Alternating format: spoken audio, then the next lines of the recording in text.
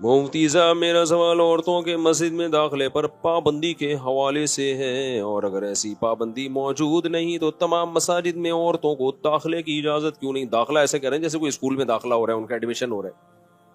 مفتی صاحب، میں آپ کے بیان میں ہر اتوار آتا ہوں،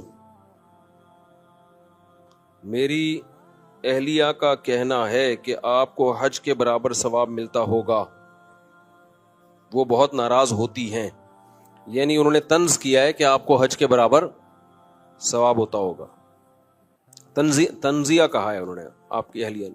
ان کو بھی لے آیا کرو، خواتین کا بھی بیان ہوتا ہے نا، عمرے کا ثواب ان کو بھی مل جائے گا۔ وعلیکم السلام۔ مفتی صاحب، میں نے ایک لڑکی سے نکاح کیا ہے، بہت نیک آدمی ہے بھائی، کچھ جب قیامت قریب ہوگی نا تو لوگ اس پہ فخر کریں گے، میرا بیٹا ماشاءاللہ لڑکی کو پسند کرتا ہے، اس پہ فخر کریں گے لوگ، یعنی بالکل اسلام کے مطابق ہے۔ والدین سے چھپ کر کیا۔ اچھا، نکاح کا طریقہ یہ تھا کہ لڑکی نے میرے ایک قریبی دوست کو کال پر وکیل بنایا، اور وہ نکاح کے وقت موجود تھا، میرے ساتھ ایک اور دوست گواہ کے طور پر موجود تھا، نکاح ایک حافظ قرآن اور سمجھدار شخص نے پڑھایا جو میرا کزن ہے اور نکاح کے مسائل سے واقف ہے۔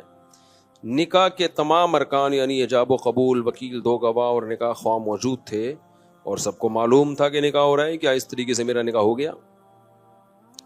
لڑکی کا نکاح غیر کفو میں، جو اس کے جوڑ کا نہ ہو، تو اس میں باپ کی اجازت کے بغیر نہیں ہوتا۔ یہ جو حدیث میں آتا ہے نا، لا نکاح الا بولی، کہ ولی کے بغیر نکاح نہیں ہے، تو اس کا مطلب ہمارے نزدیک یہی ہے کہ جو جوڑ کا نہ ہو، اگر جوڑ کا ہے تو پھر ولی کی اجازت کے بغیر بھی ہو جاتا ہے نکاح، اگرچہ معیوب حرکت ہے، کیونکہ دوسری حدیث میں بغیر ولی کے بھی نکاح نبی صلی اللہ علیہ وسلم نے خود پڑھایا، حالانکہ اس میں ولی کا کے بارے میں پوچھا ہی نہیں گیا کہ راضی ہیں یا نہیں ہے۔ تو ساری حدیثوں کو سامنے رکھ کے فیصلہ کیا جاتا ہے نا، کبھی بھی ایک حدیث کو سامنے رکھ کے نہیں فیصلہ کیا جاتا۔ تو خلاصہ یہ نکلا کہ اگر آپ اس کے جوڑ کے ہیں، اس کے پیرالل ہیں، خاندانی اعتبار سے، مالی اعتبار سے، دینی اعتبار سے، قومی نسب کے اعتبار سے اس کے جوڑ کے ہیں تو نکاح ہو گیا، اگر اس کے جوڑ کے نہیں ہے تو پھر نکاح نہیں ہوا۔ لیکن یہ ہے بہرحال ایک بری حرکت، کیونکہ باپ کی پرمیشن کے بغیر نکاح کی شریعت میں حوصلہ افزائی نہیں ہے۔ بہت سے ائمہ تو اس کے قائل ہیں کہ ہوگا ہی نہیں نکاح، احناف قائل ہیں کہ نکاح ہو جاتا ہے، لیکن وہ بھی اس کی حوصلہ افزائی نہیں کرتے کہ کوئی ثواب کا کام ہے، اس کے سائیڈ ایفیکٹ بہت زیادہ ہیں۔ یہ کام جب کرنا چاہیے جب باپ ظالم ہو، وہ اپنی ذمہ داری پوری نہ کر رہا ہو۔ بعض علاقوں میں دستور ہے بیٹیوں کو بیچ دیا جاتا ہے اپنی عزت کی خاطر، اور بعض میں ہے کہ شادی نہیں کر رہے ہوتے ان کی، صرف اپنے خاندانی رسوم اور ناک کو باقی رکھنے کے لیے۔ جہاں ایسا ظلم ہوگا وہاں تو اس کی پرمیشن دی جائے گی، نارملی یہ کوئی اچھا عمل نہیں ہے، اور اس کا لڑکیوں کو بہت نقصان ہوتا ہے۔ لڑکے ان کو سبز باغ دکھاتے ہیں کہ جی کوئی بات نہیں، بھاگ جاؤ، ہم یہ اور وہ، بعد میں لڑکا نہیں رکھتا بھائی، اس کی جب خواہش پوری ہو جاتی ہے تو اس کو وہ لڑکی بوجھ لگنے لگتی ہے، پھر وہ جان چھڑانے کے موڈ میں ہوتا ہے۔ جب ارینج میرج ہوتی ہے تو پورا خاندان انوالو ہوتا ہے، چھوڑنا آسان نہیں ہوتا، اس لیے لڑکیوں کو کبھی ایسی حرکت کرنی نہیں چاہیے۔ مفتیزہ میرا سوال عورتوں کے مسجد میں داخلے پر پابندی کے حوالے سے ہے، اور اگر ایسی پابندی موجود نہیں تو تمام مساجد میں عورتوں کو داخلے کی اجازت کیوں نہیں؟ داخلہ ایسے کہہ رہے ہیں جیسے کوئی اسکول میں داخلہ ہو رہا ہے، ان کا ایڈمیشن ہو رہا ہے۔ اس بارے میں کلپ ریکارڈ کروا چکا ہوں۔ بہت سے علماء کہتے ہیں بھائی دیکھو، اگر خواتین کو ہم کھلے عام مسجد میں آنے کی اجازت دیں گے تو بے پردگی بہت ہوگی۔ تو کسی نے بھی یہ نہیں کہا کہ عورت کا مسجد میں آنا بذات خود ناجائز ہے، بس ظاہر حدیث میں جب اجازت دی ہے تو کون پابندی لگا سکتا ہے؟ اصل مسئلہ یہ ہے کہ جن شرطوں کے ساتھ اجازت دی ہے وہ شرطیں اس زمانے میں پریکٹیکلی ممکن ہے نہیں۔ ایک دو خواتین اس پر عمل کریں گی، میجورٹی عمل نہیں کرے گی، اور ایک بے حیائی کا سا ماحول بن جاتا ہے۔ تو اس لیے پھر مجبوراً روکا ہے، اور ان کی مسجد میں آنے کی فضیلت بھی نہیں ہے، کوئی شریعت نے ترغیب تو دی نہیں ہے، تو اس لیے تو باقی میری رائے یہ ہے کہ بھائی ایک پورشن خواتین کے لیے اس زمانے میں خاص کر دینا چاہیے۔ اس کی وجہ یہ کہ تاکہ ان کا مسجد سے لنک رہے، آنے میں بھی فتنہ ہے، نہ آنے میں زیادہ فتنہ ہے، بالکل ہی دین ایمان سے محروم ہونے کا خطرہ ہے۔ ہماری مسجد میں تو ہم اجازت دیتے ہیں، آتی تراویح میں آتی ہیں اور بیان میں آتی ہیں، اتنی بھی کافی ہے. ایک جمعے کی نماز میں اجازت دے دینی چاہیے. 5 نمازوں میں تو یعنی کوئی خاص فائدہ نہیں ہے ان کے آنے کا، کیونکہ میں نے دیکھا ہے جن خواتین کو مسجد میں آنے کی، جب جن مسجدوں میں اجازت ہے نا، وہاں ایک عجیب سا ماحول ہوتا ہے. ایسے خواتین چہرہ کھول کے گھوم رہی ہوتی ہیں، بہت ہی عجیب سا ماحول ہوتا ہے. کنٹرول آج کل بہت مشکل ہے. تو اس لیے جمعے کی نماز، عید کی نماز اور جن نمازوں میں بیان ہوتا ہے ان میں، یا رمضان میں خاص ماحول بنا ہوا ہوتا ہے تراویح کا، تو اس بہانے وہ تراویح پڑھ لیتی ہے. قرآن میں ہے کہ اللہ اور رسول کی اطاعت کرو، اور اگر اختلاف ہو جائے تو اسے اللہ رسول کی طرف لوٹاؤ. اہل حدیث کہتے ہیں کہ ہم برحق ہیں اس آیت کی روشنی میں تم لوگ امام ائمہ اربعہ کی طرف پھیرتے ہو، ہم اللہ رسول کی طرف اختلاف کو پھیرتے ہیں. یہ آیت پڑھی جاتی ہے، یا ایھا الذین آمنوا اطیعوا اللہ واطیعوا الرسول فإن تنازعتم فی شیء فردوہ الی اللہ والرسول. اے ایمان والو، اللہ رسول کی، وَأُولِي الْأَمْرِ مِنْكُمْ، آگے الفاظ میں بھی اللہ اس کے رسول اور اولو الامر کی اطاعت کرو، اور اگر تمہارا اختلاف ہو جائے تو پھر اس کو اللہ اس کے رسول کی طرف لوٹاؤ. تو وہ کہتے ہیں دیکھو، جب آپ کا کسی مسئلے میں اختلاف ہوتا ہے تو بجائے اللہ رسول کی طرف لوٹانے کے آپ امام ابو حنیفہ کی طرف یا امام شافعی کی طرف لوٹا رہے ہوتے ہو. یہ ایک آیت پیش کی جاتی ہے. اس کا جواب یہ ہے کہ قرآن مجید نے جو حکم دیا ہے نا کہ اے ایمان والو، جب تمہارا کسی مسئلے میں اختلاف ہو جائے تو اللہ اس کے رسول کی طرف لوٹاؤ. تو مجھے ایک بات بتاؤ، اللہ سے مراد قرآن ہے اور رسول سے مراد حدیث ہے. تو قرآن کی ایک آیت مراد ہے، یہ ساری آیتیں مراد ہیں، پورا قرآن مراد ہے؟ بولو نا. طرح ایک حدیث مراد ہے، یہ ساری حدیثیں مراد ہیں. پھر اس میں صحیح اور ضعیف حدیث میں فرق بھی کیا جائے گا، یا ضعیف اور حدیث کا صحیح کا فرق کیے بغیر لوٹایا جائے گا. تو تمام پورا قرآن اور ساری صحیح احادیث کا علم، اس کو علم کامل کہتے ہیں. تو جس آدمی کے پاس یہ کامل علم ہی نہیں ہے، پورے قرآن کا علم نہیں ہے، ساری حدیثوں کا علم نہیں ہے، تو وہ کیسے پورے قرآن و سنت کی طرف لوٹا سکتا ہے؟ تو یہ خطاب ہے ہی علماء کو، جن کا علم، جو علم میں رسوخ میں کامل ہے. یہ رکشے چلانے والے اور ٹماٹر والے کو خطاب نہیں ہے. سمجھ میں آ رہی ہے بات کہ نہیں آ رہی ہے؟ جس کو نہ پورے قرآن کا پتہ نہ ساری حدیثوں کا پتہ. یہ خطاب ان لوگوں کو کیا جا رہا ہے جو علم میں کامل ہیں، جن کو مجتہد کہا جاتا ہے، کہ جب مسئلہ نکالنا ہو پہلے قرآن و سنت سے نکالو، اور اگر تمہارا اختلاف ہو جائے تو اپنی رسومات اور جاہلانہ رسومات اور خاندانی رسومات کو دیکھنے کے بجائے قرآن و سنت کو دیکھو.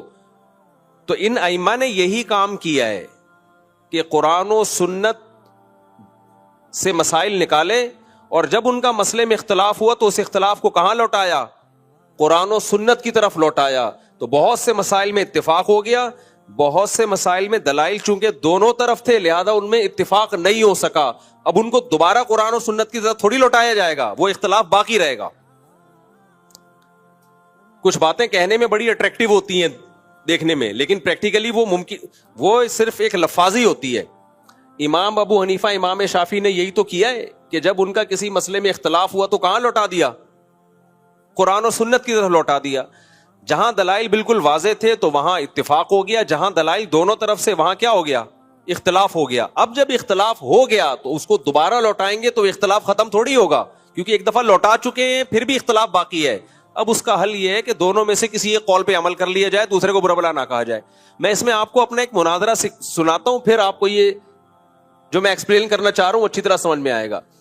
جماعت المسلمین والوں نے ہماری ایک دفعہ دعوت کی تھی، یہ بات ہوگی 2008 کی، اور انہوں نے یہی آیت پیش کی میرے سامنے کہ اے ایمان والو، اللہ رسول کو فالو کرو، جب اختلاف ہو جائے تو اللہ رسول کی طرف لوٹاؤ، ابو حنیفہ کی طرف مت لوٹاؤ. میں نے کہا مجھے ایک بات بتائیں، جب قرآن و سنت کی طرف ہم نے لوٹایا اور اختلاف ہمارا ختم ہو گیا، پھر تو مسئلہ نہیں ہے، پھر تو سبھی یہی کر رہے ہوتے ہیں، اتفاقی مسئلہ ہے. لیکن اگر قرآن و سنت کی طرف لوٹانے کے باوجود اختلاف رہا، پھر کیا کریں گے؟ پھر کیا لوٹاتے رہیں گے بار بار؟ تو وہ مجھے کہنے لگے جب اللہ رسول کی طرف لوٹائیں گے نا تو اختلاف باقی رہے گا ہی نہیں، ختم ہو جائے گا. بات سمجھ میں آ رہی ہے؟ انہوں نے کہا بھائی جب اللہ رسول کی طرف لوٹائیں گے تو اختلاف باقی رہے گا ہی نہیں، کیونکہ اللہ نے اسی لیے تو اللہ رسول کی طرف لوٹانے کا کہا ہے تاکہ اختلاف ختم ہو جائے. تو اختلاف باقی نہیں رہے گا. اختلاف تو جب باقی ہوتا ہے جب ابو حنیفہ کی طرف لوٹاؤ گے. حدیث یہ کہہ رہی ہے، ابو حنیفہ یہ کہہ رہے ہیں، قرآن یہ کہہ رہے ہیں، امام شافعی یہ کہہ رہے ہیں. جب اللہ رسول کی لوٹا دو گے تو اختلاف باقی نہیں رہے گا. میں نے کہا اچھا چلو، میں یہ کہتا ہوں کہ اللہ رسول کی طرف لوٹانے کے باوجود بھی اختلاف باقی رہتا ہے. میرا یہ دعویٰ ہے. ایسے موقع پہ تقلید کی جاتی ہے جب اللہ رسول کی طرف ایک دفعہ لوٹا دیا، کچھ مسائل تو اتفاق ہو جائے گا، اختلاف ختم ہو جائے گا. کچھ مسائل ایسے پھر بھی اختلاف ختم نہیں ہوگا. پھر اس میں کیا کرنا ہے؟ اس میں ہم کہتے ہیں ایک فقہ کو فالو کرو، دوسرے کو برا نہ کہو. اور آپ کہتے ہیں اس کو لوٹاتے رہو اور امت میں آگ لگاتے رہو بیٹھ کے. وہ کہتے ہیں ایسا ہو ہی نہیں سکتا، جب اللہ رسول کی طرف ہم لوٹائیں اور اختلاف باقی رہے. میں نے کہا چلو میرا اور آپ کا اختلاف ہو گیا نا. آپ کہہ رہے ہو کہ اللہ رسول کی طرف لوٹائیں گے تو اختلاف باقی رہے گا نہیں.